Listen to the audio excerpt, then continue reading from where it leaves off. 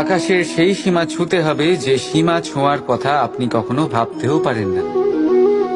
তাহলে নিজের মধ্যে এই 3টি গুণ সম্মিলিত করুন।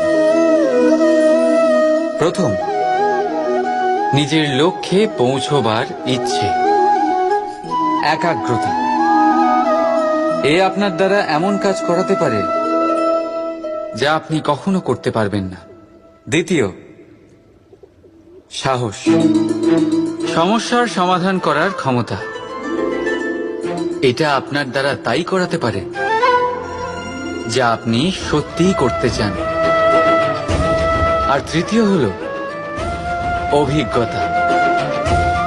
অভিজ্ঞতা আপনাকে বলে দেবে আপনার কি করা উচিত আর কি নয়।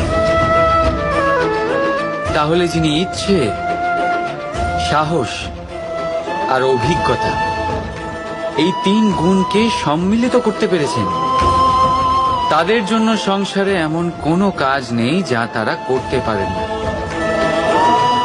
তারা সর্বদা প্রসন্ন হয়ে বলেন,